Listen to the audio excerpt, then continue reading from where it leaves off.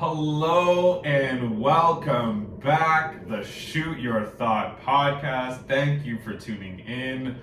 I'm sorry we've left you out in the cold waiting on a new episode, but here we are. We are back. We are healthy.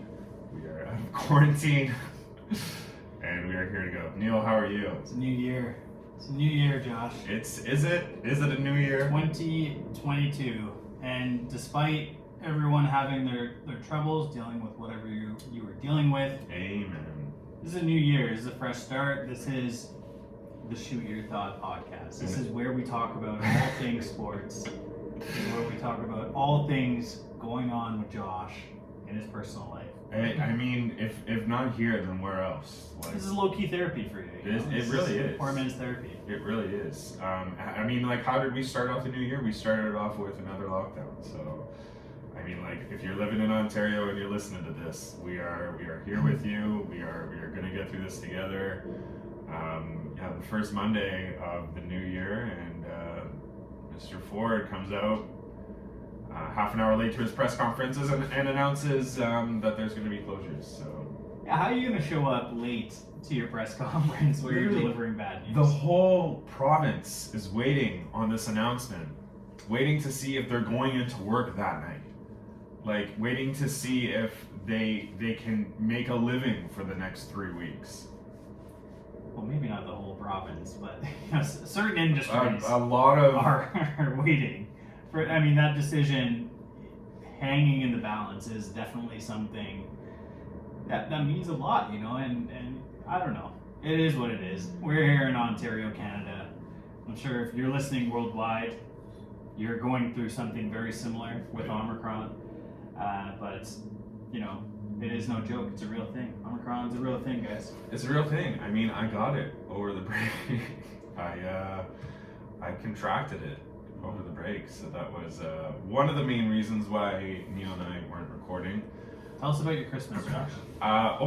Let me tell you about my Christmas. How glorious was it? It was spent in solitary confinement. I watched a lot of Christmas movies. I watched every Christmas movie there is. Oh yeah, my family and I, we have this this Christmas Eve tradition where we watch It's a Wonderful Life. We watch It's a Christmas Carol with Alistair Sim, the one that's made in like the 50s. And then we, I guess that's the whole tradition there. We just watch Christmas movies, but those two movies specifically. So on Christmas Eve, I drank 2 bottles of wine. I watched those Christmas movies. I had a great time. So you're just gonna omit the fact that you didn't watch your favorite Christmas movie ever made, Love Actually? Oh, I watched Love Actually. I watched that a couple times. Oh, there you go. Oh, absolutely. I watched that. I posted it like to my Instagram story when I was watching it too, because that's how lonely I was during my quarantine. But yeah, no. I got sent a nice turkey dinner for actual Christmas. They used a food delivery service for my actual turkey dinner, which was great. So yeah, I got the Christmas tradition without the family. So. You had the laptop set up with the FaceTime. Oh yeah. And I saw the position that the laptop was at your family's house. Mm-hmm. That they were seeing you on their side. Yeah. And it looked like it was positioned in the same spot that you would be sitting in. You know what? Had you been there? It was. They literally they got one of those bar stools. They set up like my own little tripod, my own little Josh pod, and they put me on a chair, and yeah, I literally just ate my dinner and spoke as if I was at the table. That's awesome. I provided the comic relief for the family, which is what I usually do when I'm there. So you were there. I was there. How about you, Neil? It's kind of what I did. A similar scenario to you. I was at home. I instead of having a delivery service for turkey, though, I actually went ahead and cooked a turkey myself. And one of the great things about being in isolation is your creative side comes out. You want to extend your skill level. You want to do things that you wouldn't normally be doing. And I don't think normally you'd go to a family's house and enjoy that dinner, maybe prepared by your parents or your grandmothers or your grandfathers or whatsoever. This year, I was a cook, and I did a turkey dinner. and my girlfriend and I had a great dinner. I actually connected my laptop to my TV, my large screen TV in my living room, and that's how we did our FaceTime. So it was kind of nice, seeing, not really being there, but kind of being connected in that way. Just like sitting on the couch and yeah, that's pretty cool. That was 2021 in a nutshell. That was to cap off the year that way. That was how it ended. Yeah. How was your New Year's? The same way. Very quiet. Breaking the year. Hopefully we see better things, better performances out of Blue Jays this year. The Steelers. The Raptors and Leafs are still ongoing, but the Raptors started off their new year. No one is going to come out and say New Year, New Giants performance. I'm going to say New Year, New Giants head coach maybe. I think we're going to see new head coach. I think we're going to see new quarterback. I think we're going to see a few things. But new quarterback. Yeah, I do think so. Deshaun Watson.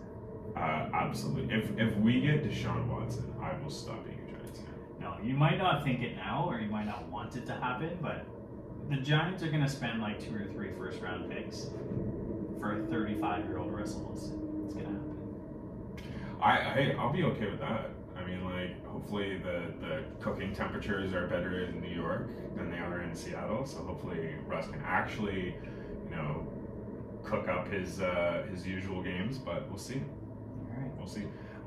Speaking of New Year's and new things happening in the New Year's, a tournament that usually happens around this time, around Christmas time, is the World Junior Tournament. The World Junior Hockey Tournament, IIHF. They were under fire a little bit, a lot, for canceling the women's tournament, but continuing to go on with the men's, and then inherently failing to do the men's tournament because they had the rule that if a team has an outbreak or if a team doesn't have enough players, has to quarantine, then they would forfeit that game. That ended up happening 2 or 3 times. To the point where these teams had to sit out for these games. They ended up forfeiting those games. And it was affecting the standings. So, with these forfeits happening, would the champion of the tournament be a true champion? That's what I was thinking. Because I did watch all the games, obviously, and I watched all the commentary, because what else was I going to do? And with these forfeits happening, and the forfeits were going to continue, right? Would the champion of the tournament, would there be an asterisk on the champion? As soon as you said that kind of struck a chord with me because in a lot of my fantasy football leagues, I was just derailed by multiple COVID.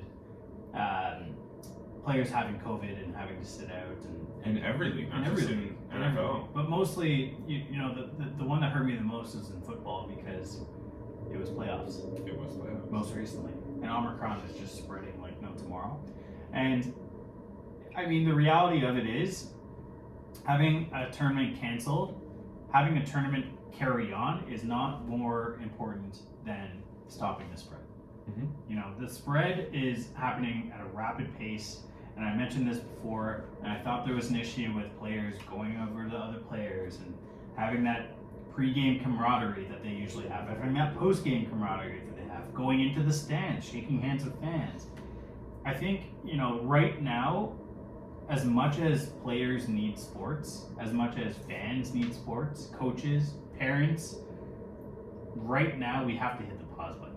Because even though hospitals are not getting overloaded, we're going to continue seeing the spread of new variants coming out until they can find a way to do this safely, whether it's everyone wearing masks when they're playing, or I don't know how they can carry on. Maybe having a bubble again. I don't like they did in basketball.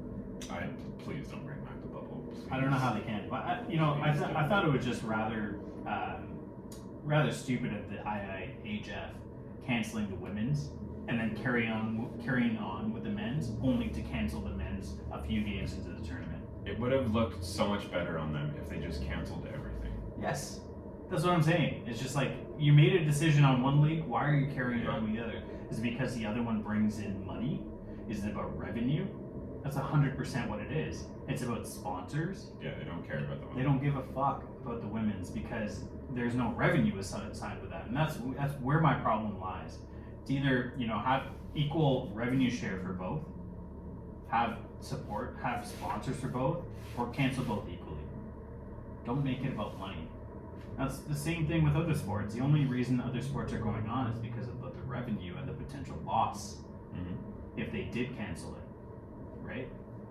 That game with the Browns last week where they could barely field a team, that carried on. They actually moved it from the Saturday slot to the Sunday. It was going to be the Saturday, yeah. They moved it from the Saturday. Because that makes all the difference, right? Just move it a day. Well, no, the key reason that they had those games on that Saturday is because there was no college football that day. There was no other games going on that day. That was the prime slot for the NFL to say, hey, everyone's going to be watching this game. Everyone's going to be tuning in. This is our spot for revenue. That's why it took them so long to move the game. That's even regardless of what was happening with the Browns team. That's why it took them so long, is because they said, hey, we don't care what's going on with your team. All we care about is this primetime slot and the fucking money and exposure for that primetime slot. Yeah. There's no college games going on today. Everyone's going to be needing something to watch in the sports, in the football world. This is our time. Figure it out. You don't think there's something wrong with that, with this pandemic going on? You've clearly not been paying attention. Yeah, and I mean, like, just look at the NHL, the amount of postponed games that they had to make. Like, I don't even know how they're going to reschedule these games. There's so many games that need to be rescheduled, so many games that got postponed over this Christmas break, and they're still getting postponed. Like, even the game tonight between Toronto and Edmonton, like, Austin Matthews was just announced that he can play in this game because he had a positive rapid test yesterday and then got a negative PCR test. Connor McDavid is still waiting on his PCR test to see if he can play in this game. But yeah, no, there's a lot of analysts that are coming out and saying, I don't know how the NHL is going to finish the season on time with the amount of games that they need to reschedule now. I mean, you look at basketball teams, like what they're doing, and players that you haven't heard of in many, many years. Those 10-day contracts, baby. They're called the hardship deals? Hardship deals, yes. 10-day contracts. The Raptors had it really bad, where they had Van Vliet, Siakam, Gary Trent, Scotty Barnes, Banton, Malachi Flynn, Chewy Watt, like everyone on their main roster was out. And you had them add guys like Juwan Morgan, Nick Stauskas, Waters, like all these guys who no one has ever heard of in the starting lineup for the Raptors. What was it? The game that they had to play, but they only had 8 available players. The Raptors only had 8 available players. That's 3 players on the bench. Yeah. Like, I don't. And they ended up losing like a shit ton of points. Yeah, they were down by 50 at half. Yeah, something like that. I mean, it is what it is, but going through what the Raptors went through, and they're not alone. Other teams are going through this as well. Yeah, maybe not to that extent. Hopefully, if the NBA, NHL, NFL are not going to do anything to try and protect these players, they're not going to put anything in place, then the teams should. They should have their own rules saying, hey, this is what our expectations are of us. If we want to make anything of ourselves this year, if we want to make the playoffs, this is what the expectation is. I mean, the expectation should be just fucking get vaccinated. Like, yeah. I'm so sick of these Kyrie Irvings, these Bradley Beals, Michael Porter Jr.'s just coming out and saying like, it's my body, it's my choice. Shut the fuck up. I thought it was pretty ironic with Kyrie Irving that he and the Nets agreed that he would, because of the attrition going on with the Nets, the Brooklyn Nets reached out to him and said, hey, we'd like for you to play and practice with us play on road games. And he's a part-time player. He's a part-time employee. The day after that announcement came out, the day after. What happened, Neil? Kyrie Irving was then subsequently placed on the COVID-19 list. Yeah, it was literally like a Curb Your Enthusiasm episode. Like, incredible. Finally, he gets asked to come back and play, and immediately, as soon as he's activated, the Curb Your Enthusiasm theme plays, and he's placed on the COVID list. And you know, they lowered the COVID protocol to 5 days if you're vaccinated now. But Kyrie Irving is not vaccinated. Bradley Beal is not vaccinated. How these players can come into New York and play games, even though Kyrie Irving is not allowed to play games, is a whole other thing. But yeah, Kyrie Irving is... did they say he's going to practice at their facility? He's not allowed to practice at the facility with the players. He can practice alone on his own accord, or off-site. He can practice. No one's telling him he can't practice. He's going to have to practice to get his conditioning up to be able to play in the NBA. That's just the reality and the nature of the sport. I thought I did see him practicing though. He was practicing with Kevin Durant, so I'm pretty sure he is able to practice at their facility, but he can't play in games. I don't know what the fuck's going on. Yeah, it's about the state of New York and the laws that they have currently in place with COVID-19. I don't know exactly the details of it, but maybe because his contract is in New York, like his working contract is under New York law, and maybe because Bradley Beal and other players that aren't vaccinated don't have a contract under New York law. Yeah, maybe that's why. That might be it. I still think there's a strong possibility that Kyrie Irving will get traded in the coming weeks before the NBA trade deadline. I don't think he's getting traded. I think he's going to get traded. And we had a conversation before we started recording the show that I also think Ben Simmons is getting traded as well. Well, you fucking hope so, because you've been holding on to him on your fantasy team this entire year. Even though he's taking up IL slots for other players that have COVID. Here's the thing, Josh. Hold on to Ben Simmons. What's the thing? Ben Simmons has gone through so much. He's been afraid of the basketball. How's he done? He's been scrutinized. He's sacrificed $10 million in fines to not play for the Philadelphia 76ers. I don't know. Maybe he's waiting for that total to go up to 76. He's gotta for the Philadelphia 76ers. He's gotta.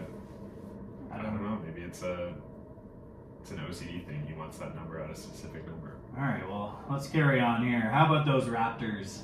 How about them Raptors? Oh my goodness, the band is back together, and boy, does the band look good. Fred VanVleet putting up 30 plus points in 3 consecutive games for the first time since who? Kawhi Leonard. Yeah, the Raptors absolutely destroyed San Antonio last night, and they're now finally back at 500 on the season at 17-17. I think now that this team is finally healthy after their entire widespread breakout of COVID-19 on the team, they had their entire starting lineup either injured or on the isolation list, and now everyone's back. The entire, like you mentioned, the band's back together. They're currently sitting 9th in the East, Josh. Which means they're in a play-in spot, right? Yes, but they're also just 2 games back behind the Cleveland Cavaliers, who are 21-17. I can't believe Cleveland is in a playoff spot. Cleveland is surprising everyone this year, but they are battling injuries of their own, losing Colin Sexton for the year, and now losing Ricky Rubio with a torn ACL for the year. They did just get Rondo, though. 35-year-old Rajon Rondo is not going to do fucking shit for that team. What's he going to do, start? He's going to come off the bench, but when you lose a player like Ricky Rubio, you need some sort of guard to come in with... Ricky Rubio has a lot of seniority on a team, right? And so you need a guard that has that similar seniority. And who is that guard? What's a guard that a team doesn't really need? It's Rajon Rondo. Raptors have a guy on their team buried on that bench that they don't really need. But they're still refusing to play. He's not even playing. He's not even practicing with them. He's practicing at the Miami facility. Did you see that? We're talking about Goran Dragic. I'm assuming we're talking about. But he was practicing at the Miami facility. Did you see that? No, I didn't see that. There was a video that came out of him practicing at the Miami. Dude, you're not playing on that team anymore. You're a Toronto Raptor, as much as the fans don't want you to be. You're a Toronto Raptor, and a video came out of him practicing at the Miami facility. He's nowhere near the team, nowhere near the Raptors. He's so far removed. On November 28th, it was said that he's stepping away from the Toronto Raptors indefinitely to attend to a personal matter. The personal matter is he doesn't want to play for the Toronto Raptors. That's the personal matter. And believe me, Dragic, we do not want you playing for the Toronto Raptors either. That's insane. To come out after getting traded to the Raptors, to come out and say, we'll see if I actually play for the Raptors. I have bigger, what was it he said? I have greater ambitions. Shut the fuck up. This team just won a championship in 2019. What have you done in your career? What the fuck have you done in your career? You would be honored, lucky to play in front of this fan base. I went to the home opener for the Raptors, and I mean, Dragic was there. He didn't really get a reception. He got like everyone knows that what he said about the Raptors. Maybe he's butthurt because he didn't get that reception. I mean, like this entire Goran Dragic, the entire drama around it, whether it's low key or not, whether he's just calling it a personal matter, whether he's practicing in Miami 4 days ago, it reminds me a lot of previous Raptors trades for players that don't want to play in Toronto. Like who? When the Raptors traded Vince Carter, this is many, many years ago. Similar situation. It's a similar situation where they traded for a guy named, you might have heard of him, Alonzo Mourning, who refused to even come to Toronto. He just said, no, I'm not playing for you. It won't happen. Raptors have made trades for legends who have come in and you know, whether they played a year and then retired, like Hakeem Olajuwon. Mm-hmm. You know, he played for the Toronto Raptors. Yeah. But we're seeing Raptors go out, and I don't know if their scout team is having a hard time with this over the years, but we're seeing guys come in and just not be motivated to want to play for Toronto. And you know, the piece of the pie of that trade, the meat of that trade, obviously was draft picks and was precious, and the throw-in was Dragic to make the salaries work. I think at that point, when Dragic didn't want to play for the Raptors, they should just cut him. You know, him taking up a roster spot doesn't really make sense. You know. Well, I don't think he was ever going to stay on the team. Like, I think he was coming in for that veteran presence. I don't think the Raptors ever had a plan to keep him past the trade deadline. But for him to say that, like, say that he doesn't want to play for the Raptors, just like, dude, you just shot yourself in the foot. Like, you're an aging point guard / shooting guard that doesn't really do a lot for teams when he does play, and you come out and say you don't want to play for a team that you just got traded to. Like, you just shot yourself in the foot. Of course this was going to happen to you. Of course the team was not going to play you. I mean, like, you're going to get traded by the deadline. You're not getting traded to a contender. Are you kidding? Your higher ambitions, do you think that comment is going to get you traded to a contender? No. You're going to get traded to a team that's probably rebuilding. He's going to get bought out at a discount. You know, at the end of the day, whether he's going through some mental struggles and the Raptors just sent him home, you know, he's been in the NBA for 14 years. His home is Miami. He does have a home there, Dragic does. And he has a family there. So maybe he went home and now he's trying to work his way back. I really think, you know, if he's in the gym shooting and working on his three-point shot, I think that can only be a good thing because the Raptors might be able to get something from him at the deadline. But this is a team, the Raptors are, that are thinking about the future. That's why they're not playing 35-year-old Dragic. They're playing their young guys, they're developing their young guys, they're giving these valuable minutes to these energy guys. And, you know, Nick Nurse even has a lineup called the Energy Team, the Energy lineup. Yeah. Other teams have 3-point lineup, have defensive lineup. Nick Nurse has an energy lineup. Guys who he brings in and flip a switch like that, instant energy. Change the game. Change the game. Guys like Banton, guys like McCulloch. Champagne. Champagne.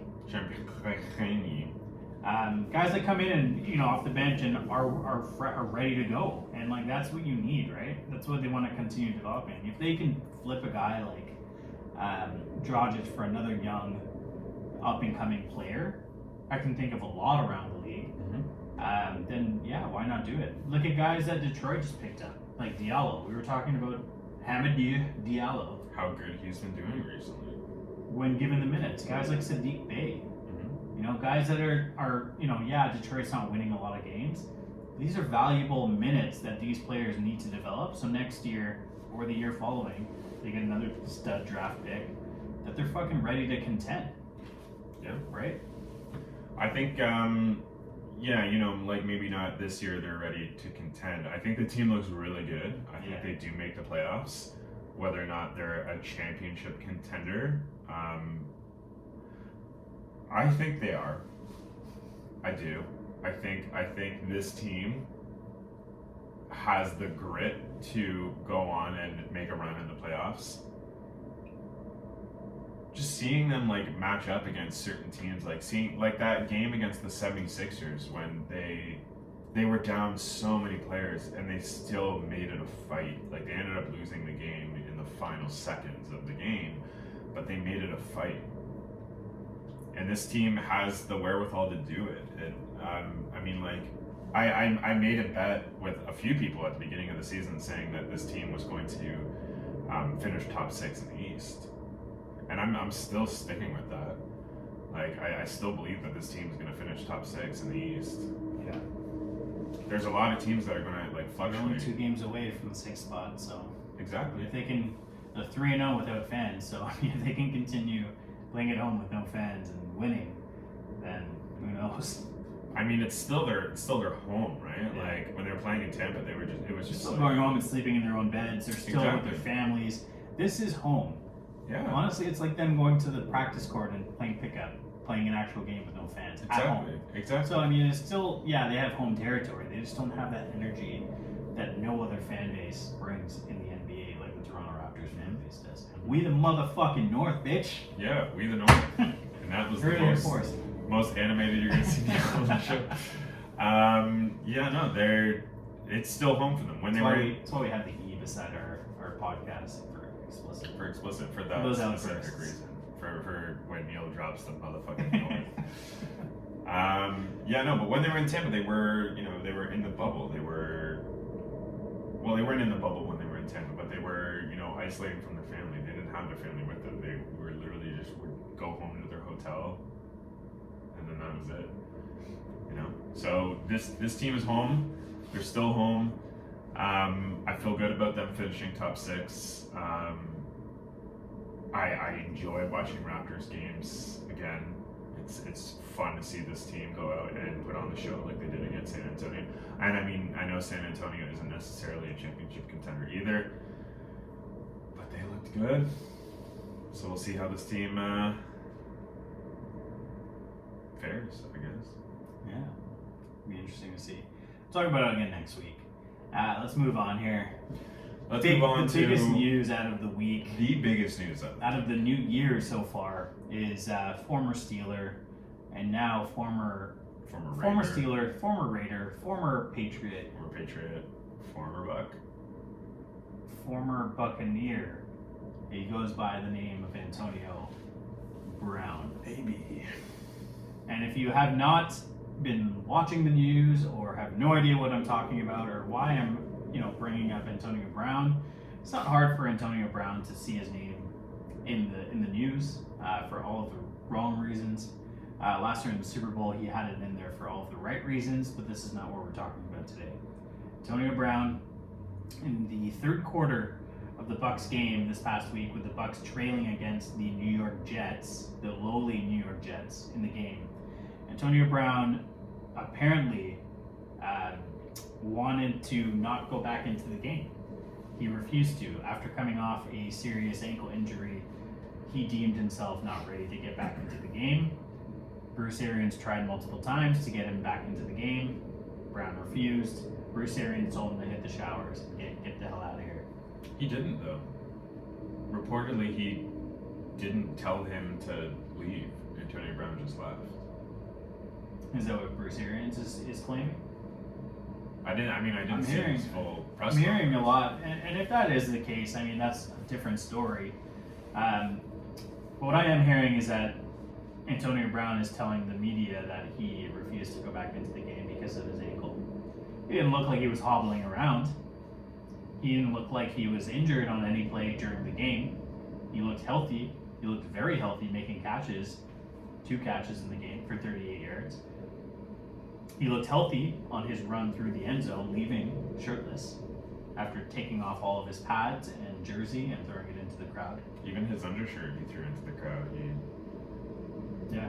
Yeah, and then he... I was very disappointed. I mean, if you're going to take off all your Buccaneers jersey and gear, might as well take off your cleats. Might as well take off your tights. Just go streaking. Just go streaking.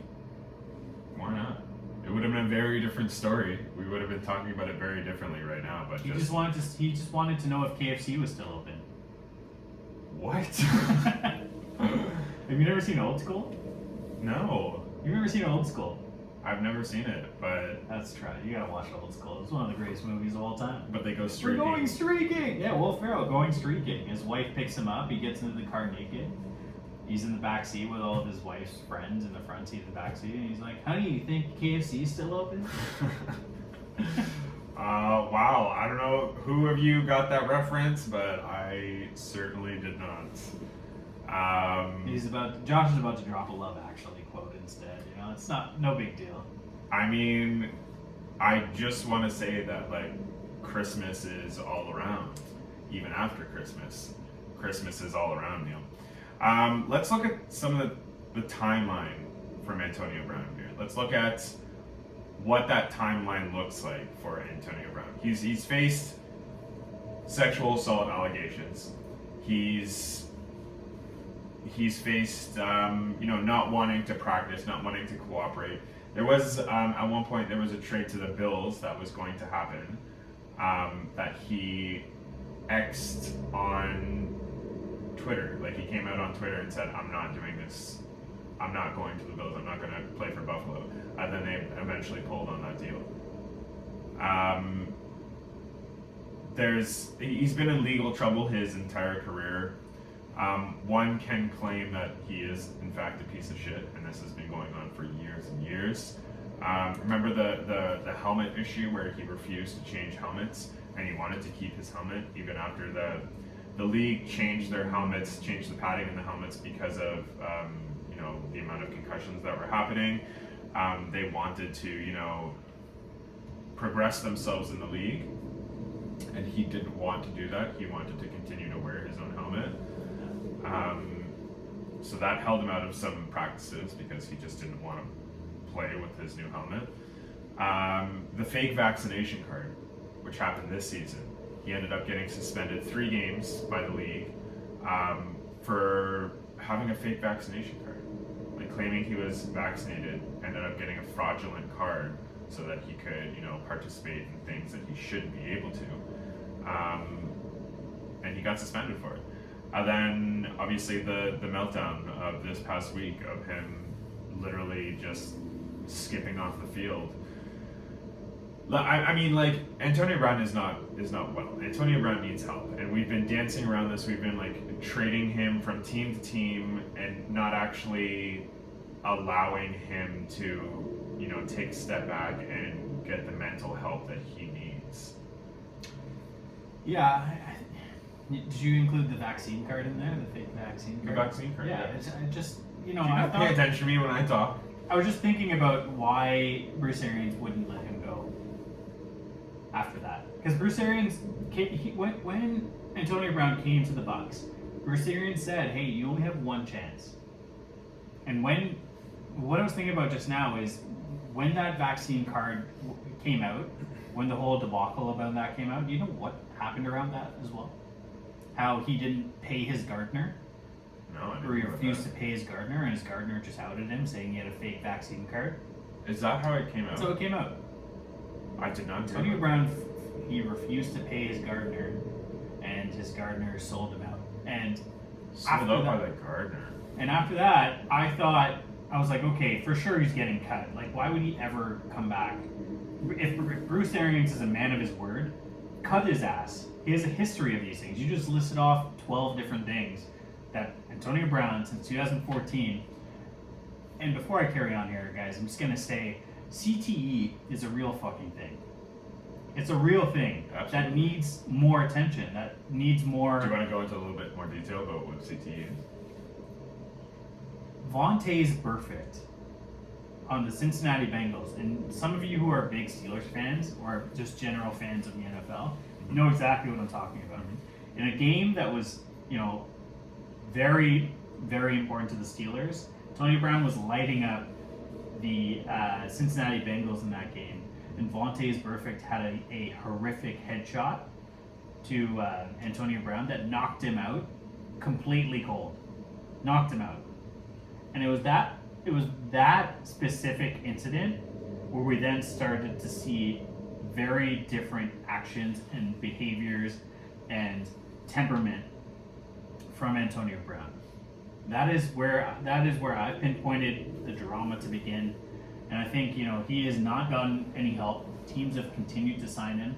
This past week we heard Tony Dungy analyze the situation and say, hey, like, it's the fault of the NFL, it's the fault of these teams that they continue to sign him, that they're not allowing Antonio Brown to get the help he needs. And I don't know, Absolutely. I don't know much about CTE and like the after effects of it, but it's evident that it has affected Antonio Brown to the point that we're seeing now. Yeah, I will say that it's the NFL's fault for not allowing him to get the help that he needs, and for continuing to sign him and just suspend him and wait till he comes back and hopefully he's better.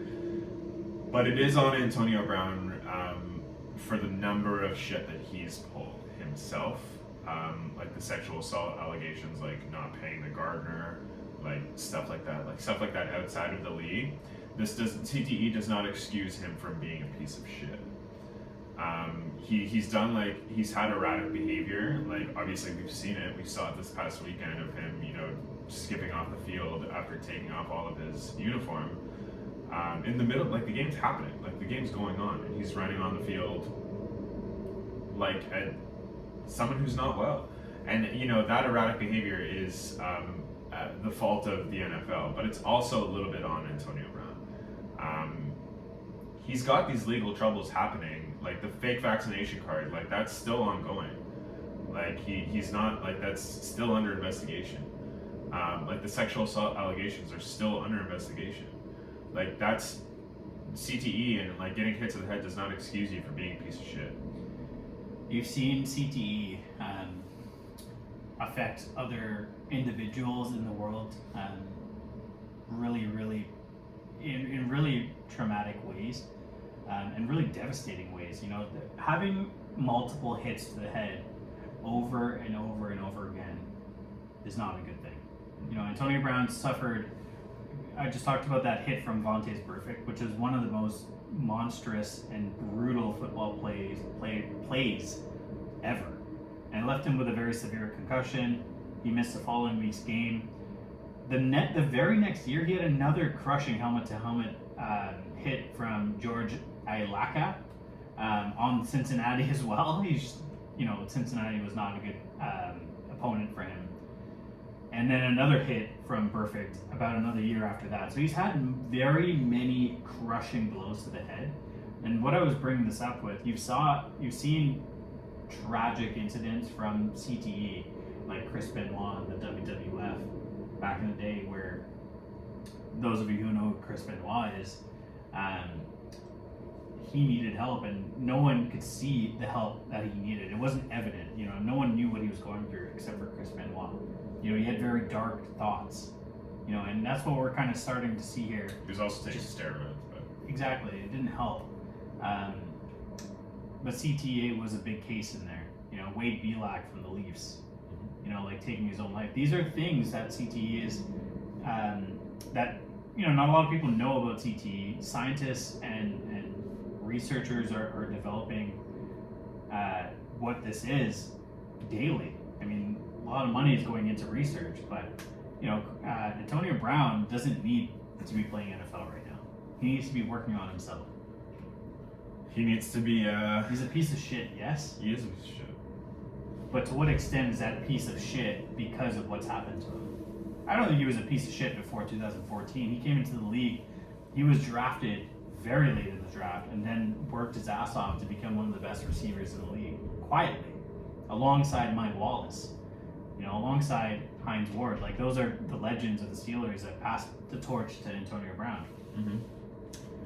So, I mean, what can you really say other than, hey, get some help, Antonio Brown? And there's things that the NFL is like trying to do to like reduce the risk of like a helmet to helmet hit or like concussions in general. Like there were talks of them just removing the kickoff from games, but also just like from the start of games, but also just removing the punts from after touchdowns and just like having the team start at the 25-yard line. Because the amount of speed that these players are getting hit after those kickoffs, like, think about it, like the teams are running from opposite ends of the field and they're running towards each other, and that's where those hits happen. Yeah. That's where those devastating hits happen, is on the kickoffs. It's also impossible to know if a player or a person has CTE until they're dead, until they do that research. Until they do the autopsy. There's no technology that shows that before that. It's a very tricky thing. I mean, like, maybe we should just all go watch the concussion movie with Will Smith, and maybe we'd all know more about this. But it's an actual, like, the NFL has been trying to cover it up for years and years. Yeah. Like the issues and the after effects of CTE and hits to the head. They've been trying to cover it. Like, they are by no means innocent in this. By no means. Like, what, you add a little bit more padding to the helmet and you think that changes it? Well, they have taken out, they have like enforced penalties a lot more with anything close to the neck or head area, which is nice. That is helping. But again, like, the damage has already been done to Antonio Brown. So I don't know. We'll see what happens. I don't foresee anyone wanting to sign Antonio Brown or jumping to it anytime soon. He is 33. He is out of his prime. I don't know. Like, maybe he gets a 1-year deal from a team like New Orleans or Washington, or I don't know. We'll see what happens with Antonio Brown, but I think his days in the NFL are over. Mm-hmm. Yeah. I definitely think so too. I think the commissioner, Roger Goodell, just needs to come out and say, listen, I'm putting him on the exempt list. Just no one can sign him. Because if he doesn't do that, I honestly do think your team's going to try and sign him. I do. It's happened so many times. The Patriots signed him during the sexual assault allegations. The Bucks kept him during the fake vaccination card stuff. Like, yeah, I think this is the final nail in the coffin for Antonio Brown's career, though. Like, him just leaving the way he did. Yeah. Even if he waited until the end of the game and said, "Hey, like, I'm not going to play for the remaining of the year," that saves himself from himself. I think just the way he took off his padding and his jersey and his undershirt and threw it away and ran off the field in the middle of a play of a game. Yeah. No, see you later, bud. It's over. It's over for you. I mean, I hope that's the final. I really hope that's the final nail in the coffin. I don't know if I believe that a team's not going to try and sign him, but I really hope he's done. I really do. All right, Josh. Well, next week we're going to talk a little bit about Super Bowl and playoff predictions. This is week 18 that we're going in right now in the NFL. And then we can talk wild card weekend, and we can talk a little bit about what our NFL Super Bowl predictions are. We've got some predictions, and we're gonna it's gonna be a fun wild card game. So it's gonna be a fun time. Still some playoff implications in week 18. You got teams still fighting for a spot, like the Pittsburgh Steelers. They need a lot to happen. They need Jacksonville to beat Indy, and they need to beat the Baltimore Ravens. But yeah, I mean, playoff spots will be decided. You have a massive matchup between the Chargers and the Raiders this week, where the winner will be in, and the loser will not be in, which is nuts. So that'll be an interesting game to see. Never thought the Raiders would be in that position, but here we are. Week 18. We'll be back next week to talk a little bit more about it. Thank you for tuning in, and it's great to hear you guys. It's great to be back with you guys. Feels great. Happy New Year, guys. We'll see you again next week. 45 minutes exactly.